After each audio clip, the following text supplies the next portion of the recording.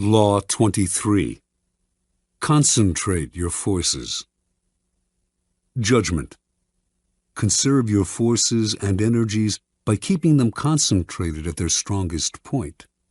You gain more by finding a rich mine and mining it deeper than by flitting from one shallow mine to another. Intensity defeats extensity every time. When looking for sources of power to elevate you, find the one key patron, the fat cow, who will give you milk for a long time to come. Transgression of the law. In China, in the early 6th century BC, the kingdom of Wu began a war with the neighboring northern provinces of the Middle Kingdom. Wu was a growing power, but it lacked the great history and civilization of the Middle Kingdom, for centuries the center of Chinese culture. By defeating the Middle Kingdom, the king of Wu would instantly raise his status.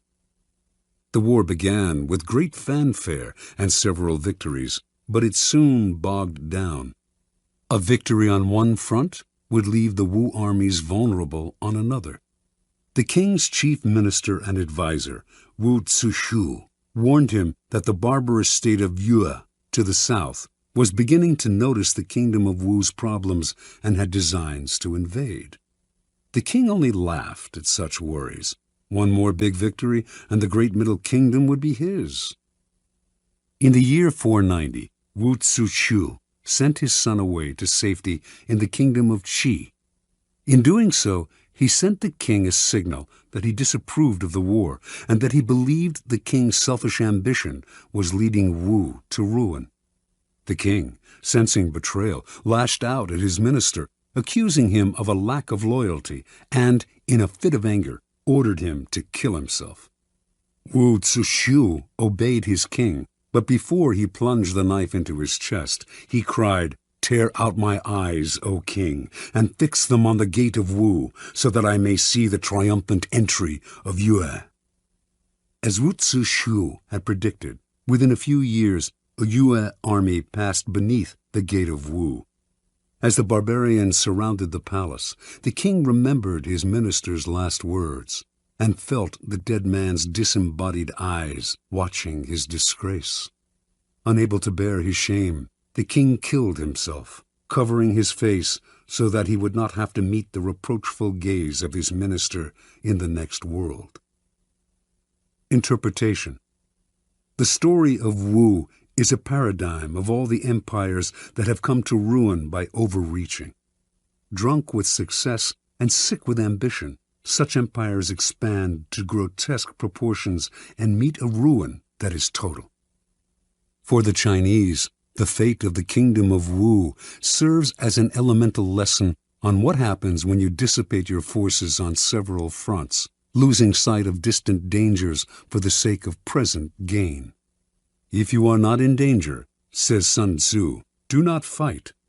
It is almost a physical law. What is bloated beyond its proportions inevitably collapses. The mind must not wander from goal to goal, or be distracted by success from its sense of purpose and proportion. What is concentrated, coherent, and connected to its past has power. What is dissipated, divided, and distended rots and falls to the ground. The bigger it bloats, the harder it falls. Keys to power. As Schopenhauer wrote, intellect is a magnitude of intensity, not a magnitude of extensity. Napoleon knew the value of concentrating your forces at the enemy's weakest spot. It was the secret of his success on the battlefield. But his willpower and his mind were equally modeled on this notion. Single-mindedness of purpose, total concentration on the goal, and the use of these qualities against people less focused, people in a state of distraction. Such an arrow will find its mark every time and overwhelm the enemy. Concentrate on a single goal, a single task, and beat it into submission. In the world of power, you will constantly need help from other people, usually those more powerful than you. The fool flits from one person to another, believing that he will survive by spreading himself out. It is a corollary of the law of concentration, however, that much energy is saved and more power is attained by affixing yourself to a single, appropriate source of power. Throughout his life, the 16th century writer Pietro Aretino suffered the indignities of having to please this prince and that. At last, he had had enough and decided to woo Charles V, promising the emperor the services of his powerful pen. He finally discovered the freedom that came from attachment to a single source of power. Michelangelo found this freedom with Pope Julius II, Galileo with the Medicis. In the end, the single patron appreciates your loyalty and becomes dependent on your services. In the long run, the master serves the slave. Power always exists in concentrated forms. In any organization, it is inevitable for a small group to hold the strings. And often, it is not those with the titles.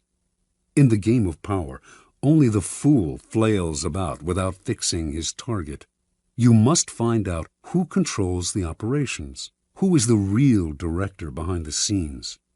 As Richelieu discovered at the beginning of his rise to the top of the French political scene during the early 17th century, it was not King Louis XIII who decided things. It was the king's mother.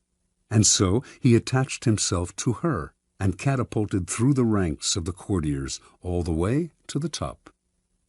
It is enough to strike oil once. Your wealth and power are assured for a lifetime.